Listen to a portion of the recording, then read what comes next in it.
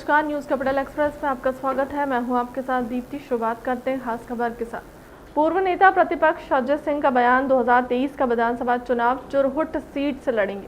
अजय सिंह राहुल भैया ने कहा कि सोशल मीडिया में वायरल हो रहा था, मैं विधानसभा चुनाव नहीं लड़ूंगा, यदि टिकट मिलेगा तो जरूर चुनाव लड़ूंगा। 6 बार का लगातार विधायक रहा हूं, किसी कारण के पिछले बार चुनाव नहीं जीत पाया था। कांग्रेस पार्टी चुनाव लड़ाएगी तो अवश्य लड़ूंगा चुनाव और अपनी परंपरागत सीट से लड़ूंगा। विद्य प्रदेश इस बार सबसे ज्यादा संख्या में विधायक बनकर आएंगे।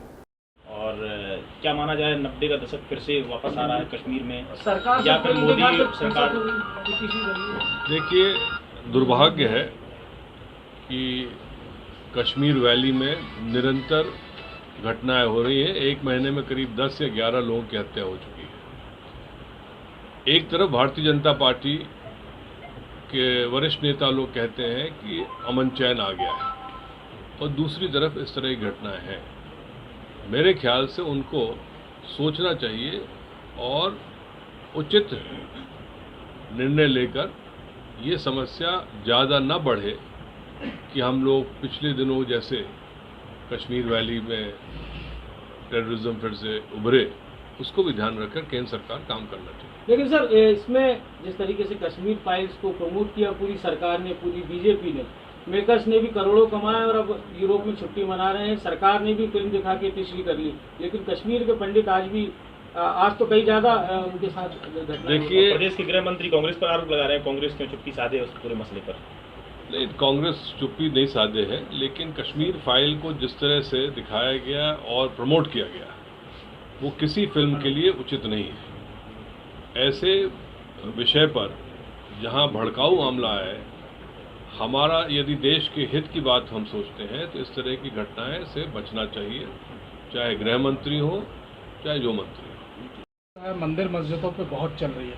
कल मोहन भागवत जी भी एक बात यहाँ पर कह गए कि हर मस्जिद के नीचे शिवलिंग नहीं देखना चाहिए। मैं बधाई देना चाहता हूँ मोहन भागवत जी को। यदि देश को बचाए रखना है तो इन सब बातों पर अब ध्यान कम दिया जाए और देश के विकास की बातें हों। ये ना हो कि कौन सी मस्जिद या मंदिर क्या है पीछे उसके इतिहास। यदि कॉन्स्टिट्यूशन में एक समय तय हो गया था कि अब कोई विवाद न खड़ा किया जाए, उसको ध्यान में रखते हुए राजनीति की जाए, वो ज़्यादा बेहतर है। लेकिन सर, जो आरएसएस से जुड़े संगठन है वही इन सब चीजों को हवा दे रहे हैं, और दूसरी तरफ मोहन भागवत का ये बयान आता है। देखिए, आरएसएस के जो संगठन हैं उनको काबू करने के लिए मोहन भागवत जी पर्याप्त है। मेरे ख्याल से जिस तरह से और संगठन काम कर रहे थे, उसको सोचते हुए, देखते हुए, समझते हुए मोहन भागवत जी ने ये बयान दिया है। विधानसभा चुनावों को लेते हुए भी कांग्रेस की बात करें, बीजेपी के भी लीडर्स लगातार इस बात को चर्चा कर रहे हैं कि पृथक विंध्य प्रदेश होना चाहिए। आपका क्या मतलब? ये पृथक विंध्य प्रदेश तो जब बनेगा तब बनेगा, उसके ऊपर मुझे कोई चर्चा नहीं करनी। लेकिन विंध्य प्रदेश में अब की अच्छी बड़ी संख्या में कांग्रेस के विधायक चुन के आएंगे, ये जरूर कह सकता हूँ। सर, जिस तरीके से बीजेपी लगातार आदिवासियों पर, ओबीसी पर, पिछड़े वर्ग पर फोकस कर रही है, दूसरी तरफ राज्यसभा में भी दो सीटें दी हैं, वो भी पिछड़े वर्ग और दलित को दी हैं। इससे कहीं ना कहीं सवर्ण वर्ग के जो नेता हैं वो चिंतित हैं बीजेपी में। देखिए, बीजेपी में बहुत सारी चिंताएं हैं।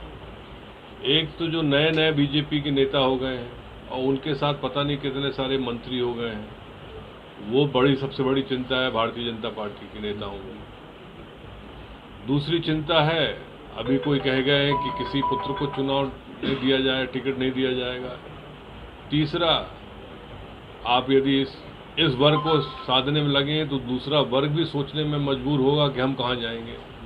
तो बीजेपी में अंतरकलह बहुत सारी बिंदुओं पर है, वो चुनाव के पहले फूट के उजागर होगा। नगरीय निकाय चुनाव में कांग्रेस अपना प्रदर्शन बेहतर करने का पूरा प्रयास करेगी, और भारतीय जनता पार्टी ने तो पहली हार अपनी कबूल कर ली, जो इनडायरेक्ट चुनाव नगर पालिका और नगर परिषद में करा रहे हैं। सर, मध्य प्रदेश, मुझे लगा बात है, मध्य प्रदेश के जो बड़े महानगर निगम हैं उस पर आप पार्टी अपनी कैंडिडेट उतारने जा रही है, पैटर्न भी बदलने जा रही है। इंजीनियर और डॉक्टर्स यानी वेल एजुकेटेड लोगों को चुनाव पर उतारा जाएगा नगर निगम में। कांग्रेस पार्टी का क्या रुख है? या ये माना जाए कि सेंध मध्य प्रदेश में भी लग रही है आम आदमी पार्टी की? भाई कौन सी पार्टी सेंध लगाने की कोशिश करेगी इसका तो उत्तर मैं नहीं कह सकता हूँ, लेकिन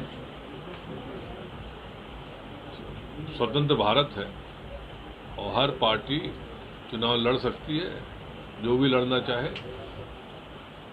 पैटर्न बदल रही है, डॉक्टर और इंजीनियर चुनाव लड़ेंगे। तो क्या हमारे यहाँ कोई बिना डॉक्टर इंजीनियर के रहते हैं? हमारे यहाँ भी डॉक्टर इंजीनियर है, विधायक भी डॉक्टर इंजीनियर है।